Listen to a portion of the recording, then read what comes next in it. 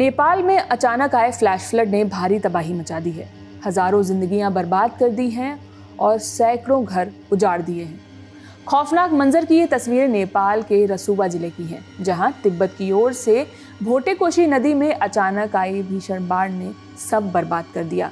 कई hydraulic projects को भी तहस नहस कर दिया। काठमांडू पोस्ट की रिपोर्ट के मुताबिक रसुवा में बाढ़ से अब तक 5 से ज़्यादा लोगों की मौत हो गई है, वहीं 25 से ज़्यादा लोगों का रेस्क्यू किया गया है। सरकार ने 5 जिलों में अलर्ट जारी कर सेना के हेलीकॉप्टरों को रेस्क्यू में लगाया है। भोटेकोशी में पानी बढ़ने के बाद आगे त्रिशूली नदी में भी बाढ़ का खतरा बढ़ गया है। रसुवा, नुवाकोट, धाडीन, गोरखा और चितवन में नदी किनारे रहने वाले लोगों को सतर्क रहने को कहा गया है। साथ ही खतरा बढ़ने पर सुरक्षित जगहों पर जाने की सलाह दी गई है। फिलहाल त्रिशूली नदी के आसपास रहने वाले लोगों से नदी में जाने, मछली पकड़ने और किनारे पर काम करने से बचने को कहा गया है। वीडियो में आगे बढ़ने से पहले जिस जगह बाढ़ आई है उसकी भौगोलिक स्थिति भी जान लेते हैं। रसुवा जिला नेपाल के मध्य उत्तर हिस्से में स्थित एक पहाड़ी जिला है। ये बागमती प्रदेश का हिस्सा है। इसका जिला मुख्यालय धुंचे है। रसुवा के उत्तर में चीन का तिब्बत स्वायत्त क्षेत्र है। ये नेपाल चीन का प्रमुख अंतर्राष्ट्रीय बॉर्डर एरिया है। इस बाढ़ के बाद तिमुरे बॉर्डर पोस्ट पर तैनात 9 पुलिसकर्मी लापता बताए जा रहे हैं।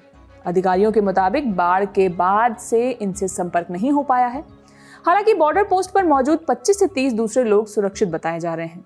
रसुवा के सहायक प्रमुख जिला अधिकारी ध्रुव प्रसाद अधिकारी ने काठमांडू पोस्ट को बताया कि तिमुरे सहित आसपास के 2 बाजार बाढ़ से बुरी तरह प्रभावित हुए हैं। रसुवा भंसार क्षेत्र में बड़ी संख्या में गाड़ी और कई सामान मौजूद थे, जिन्हें बाढ़ अपने साथ बहा ले गई।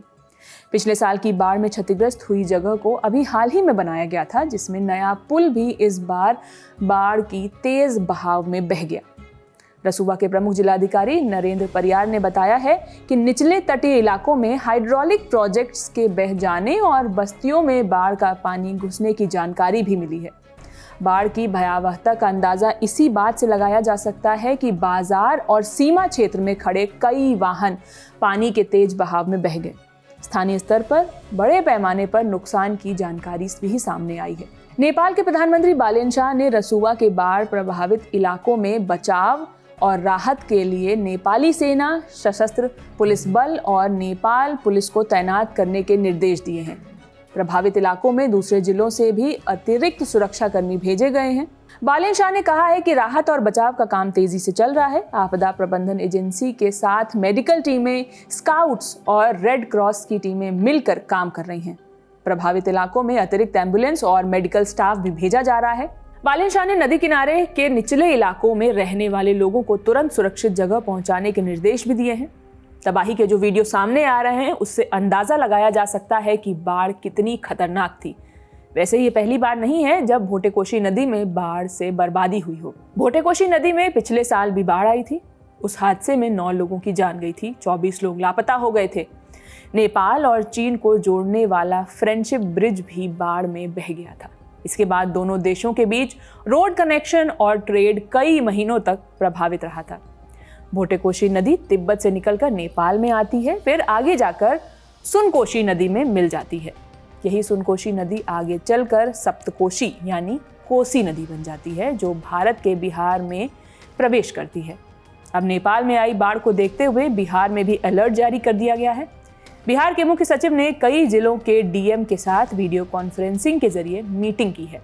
गंडक और कोसी नदी के प्रभाव वाले जिलों में खास सतर्कता बरतने का निर्देश दिया गया है। नेपाल बाढ़ से जुड़ी बाकी अपडेट्स के लिए आप दी लल्लन टॉप देखते रहिए। खबर लिखी है मेरी साथी सुप्रिया ने, मैं हूं शिवानी। बने रहिए हमारे साथ। बहुत बहुत शुक्रिया।